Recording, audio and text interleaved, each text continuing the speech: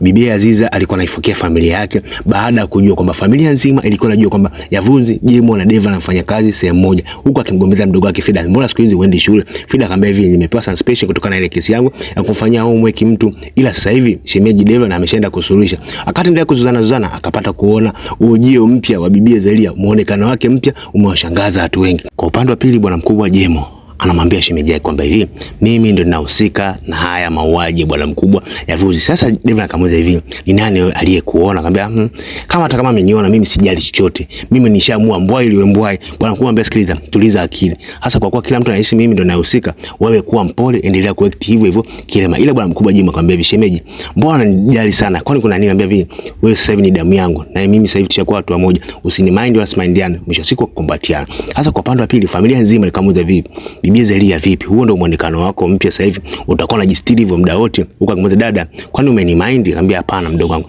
sijakumind, ila nachojikasirikia mimi ni kwamba hivi nimeshindwa kuwatunza ndugu zangu, naombeni mnisamee sana. Bibi yule Aziza alianza sasa kulia, huku mama yake mkwe mama Deva anamwambia hivi, umeshindwa kufanya hivi kwa sababu ulikuwa muda wako wote ulikuwa na bibi Feruza ambaye alikuwa anakufanya ushindwe kuangalia ndugu zako. Bibi Aziza alimind kweli huku akilia na kuelekea chumbani. Hasa ukabaki mzozo wa Zelia pamoja na Fida, ila Fida ni aliambiwa hivi, kaa kimya. Hasa upande wa pili, huku chumbani, Bibi Aziza anaamua kumpigia simu Feruza akimwambia kwamba hivi, nataka siku ya kesho nisije kazini, nataji kupumzika mimi na familia yangu, nijue jinsi gani navyoweza kuikwamua familia yangu katika majanga haya.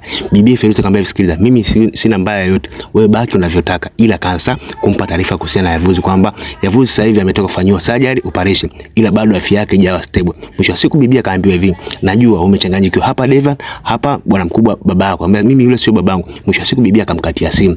Hasa kwa upande wa pili, bwana mkubwa Jema akaingia ndani. Deva kuingia ndani, bibi akaanza sasa kumshikilia bango. Akamwambia, sikiliza Deva, najua wewe ndio muuaji, niambie ukweli najua Deva wewe ndio unahusika namba moja, niambie ukweli Deva, ni nani mwingine atakuwa anafanya ile tukio? Bwana mkubwa alijitetea, mimi sihusika. Akamwambia kweli, mimi sihusiki, mimi sijafanya kitendo kama ile. Hali bwana mkubwa Deva anajua sasa alifanya ile tukio ni Jema, ila bibi anaendelea kumlazimisha Deva akili kwamba yeye ndio anahusika. Akamwambia sikiliza, mimi sihusiki na chochote. Bwana mkubwa sasa, kutokana na zile alama nyingi alimind na kuamua sasa kutoka nje. Bwana mkubwa Jema akampigia simu dada, akamwambia dada, nakuhitaji chini sasa hivi na mazungumzo na wewe. Kwa upande wa pili, bibi Melissa na kaka yake walikuwa wapiga story. Sasa bwana mkubwa Yusufu anambia, mdogo wangu, muonekano wa Zelia sasa hivi wanafanya ashinde kuendelea mbele, ila hali mimi nampenda sana Zelia, nipo tayari kufanya chochote kwa Zelia. Bwana mkubwa akaambiwa hivi na dada yake hivi, kaka, wewe kama unampenda endelea kukaza uzi hivyo hivyo. Mwisho wa siku hawa wawili wakakumbatiana.